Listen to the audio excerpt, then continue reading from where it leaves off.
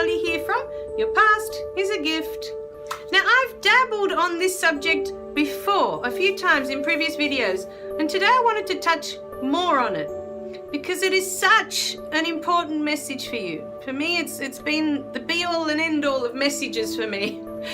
There is enough love for everybody. Now, I'll say that again because you might be in a place like I was towards the end of my teenage years where you feel like you constantly have to choose and you have to prove your love. Okay, there is enough love for everybody, for all of it, for everything. There's enough love in your heart. Your love is infinite.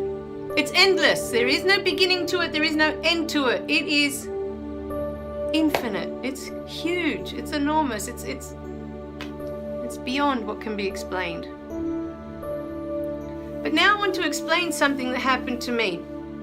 Going through the end of my teen years with my first boyfriend, with my first partner, and I fell in love with this boy, and I was, what you would call in love, Everything revolved around this human being. I just couldn't get enough of being with him. And what happened was, as the relationship progressed, a feud broke out between him and my mum. And the whole time that I'm there, I felt like I had to choose him over her or her over him.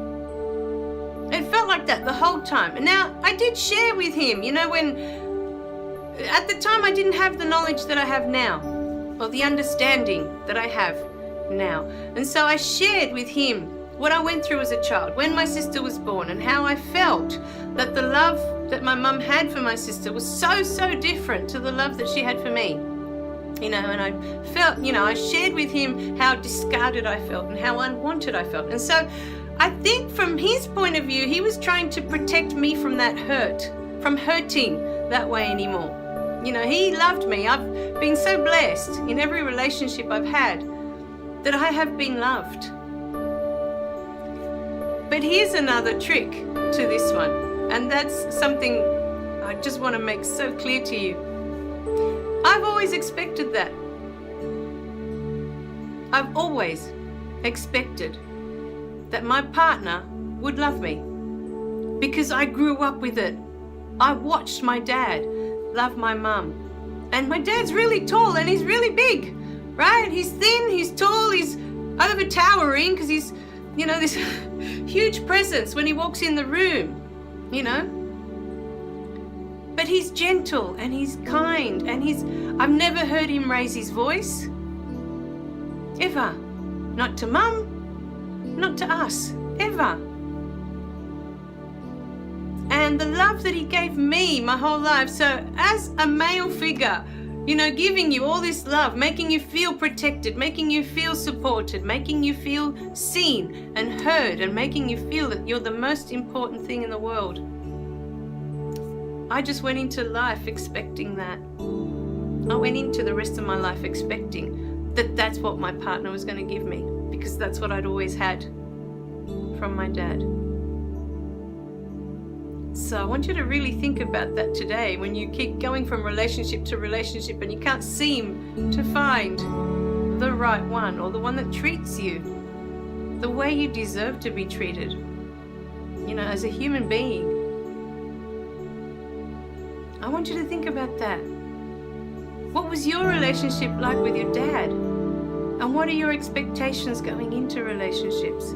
Are you expecting them to treat you bad, to treat you like you're garbage, to treat you like you're worthless, to treat you like you have no value? Are you expecting that? Because that's what you're focusing on. And that's what keeps showing up for you. So, that was one thing that I did want to talk about in a video, and I was going to do a separate video for that, but it kind of just came up. The relationships I've had, I've been blessed because I've always been loved. As much as they can love me, they have.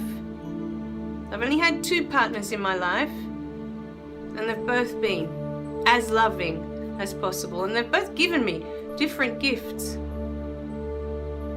But with both, I've been able to discover more of who I am, of what it's all about, through both relationships. But anyway, going back to the first relationship, there was a time there where I constantly felt that I had to choose my partner over my parents or my family, my parents and my sister. And I've seen this so many times in so many people. When you have to understand, the love that you have for a partner cannot substitute the love that you have for your father. It cannot substitute the love that you have for your mother.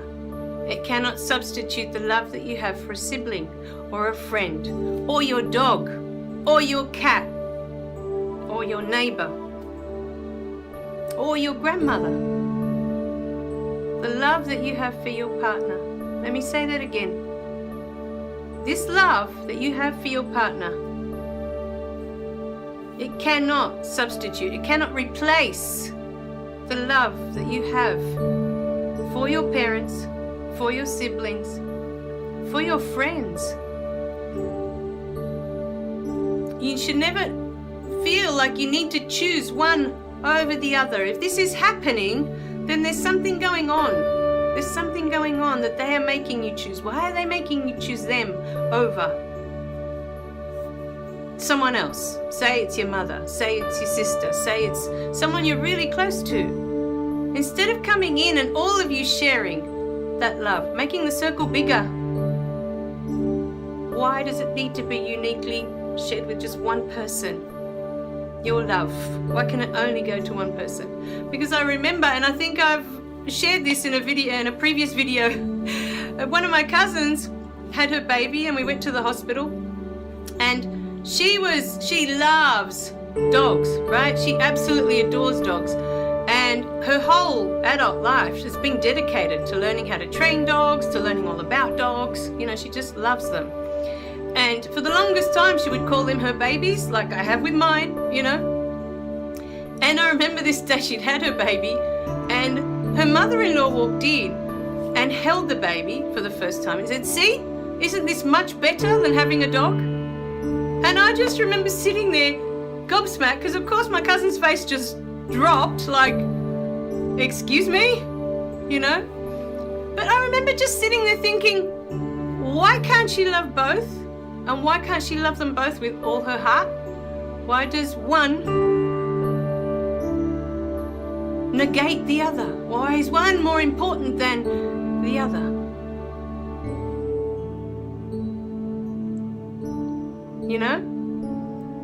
Why? Because it's a dog? It's not human? Because it's the same with everything. I was made to choose between my mother and my partner in my teenage years, and it led to the biggest depression I've ever had in my life. I've had a second depression after that, but the very first one was the worst one. And that was between two human beings. So it's got nothing to do with the fact that it's not a human being. It's to do with the fact that people seem to think that love is limited, that you've only got so much to give out. You've been given a litre of love today.